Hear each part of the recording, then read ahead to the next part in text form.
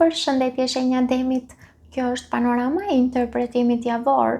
I java për ju nis me kartën qeni. Qeni flet për besnikëri, qeni flet për mbështetje dhe njerëz që qëndrojnë pranë jush me sinqeritet. Gjatë kësaj jave mund të kuptoni më qartë se kush janë aleatët tuaj të vërtet dhe tek kush mund të mbështeteni pa frikë. Qeni sjell energjinë e miqësisë dhe të lidhjeve që janë ndërtuar mbi besim. Ariu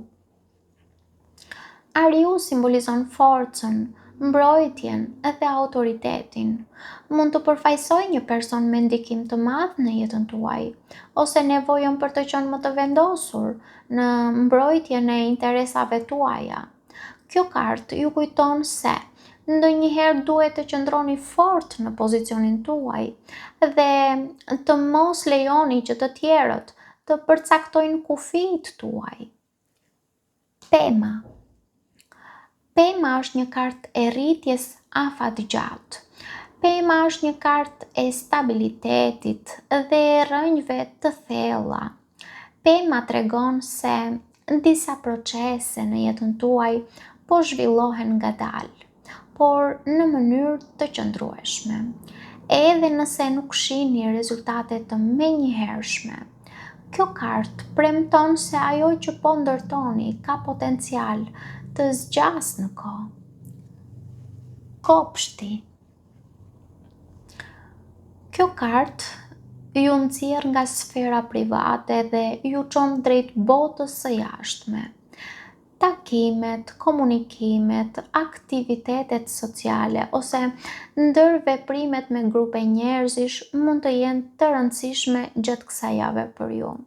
Sepse kopshti tregon se mundësitë nuk vijnë duke qëndruar të izoluar, por duke qenë të hapur ndaj botës dhe njerëzve përreth. Hëna flet për intuitën, hëna flet për emocionet, hëna flet për njohjen e brendshme.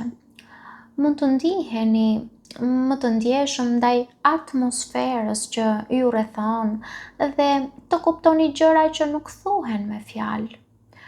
Kjo është një kartë që ju thërret t'i besoni instinkteve tuaja, sepse ato mund të jenë më të sakta se sa logjika. Dhelpra kërkon zgjuarsi dhe vëmendje ndaj detajeve. Mund të ketë situata ku jo çdo gjë është aq e qartë sa duket në fillim.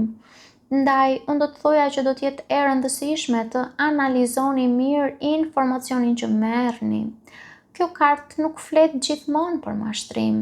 Shpesh dhelpra flet për nevojën për strategji dhe kujdes në vendimarrje. Gjarpri është një kartë komplekse që simbolizon transformimin, mençurinë dhe situatat që kërkojnë durim për t'u kuptuar.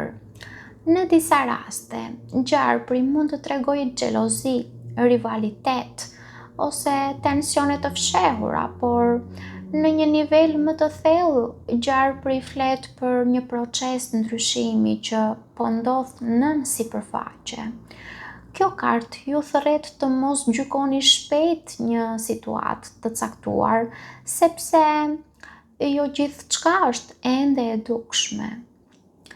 Sfida për ju është i jepini kohë.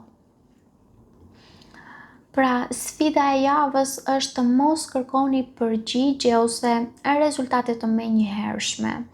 Disa gjëra po piqen në kohën e tyre dhe përpjekja për t'i përshpejtuar mund të sjellë më shumë frustrim sesa përfitim. Bekimi për ju është narcisizëm.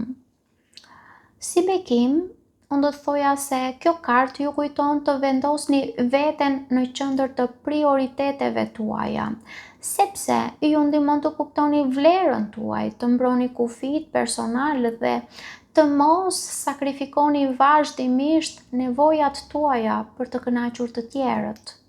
Në Prism Oracle kemi dhimbje. Kjo kartë tregon se një plagë emocionale, një zhgënjim ose një kujtim i vjetër mund të kërkojë vëmendjen tuaj gjatë kësaj jave. Megjithatë, qëllimi i saj nuk është t'ju mbajë në vuajtje, por t'ju ndihmoj të shëroni atë që ende nuk është përpunuar plotësisht. Pra kjo javë ju thërret të mbështeteni te njerëzit e duhur, t'i besoni intuitës suaj dhe të mos nxitoni proceset që kërkojnë kohë për t'u zhvilluar. Pas disa emocioneve dhe reflektimeve, mund të fitoni një kuptim për drejtimin që duhet të merrni. Nëse unë do t'i jepja një titull kësaj panorame për ju do të ishte: besoni procesin, ajo që po rritet në heshtje do të zbulojë vlerën e saj në kohën e duhur. Paçi.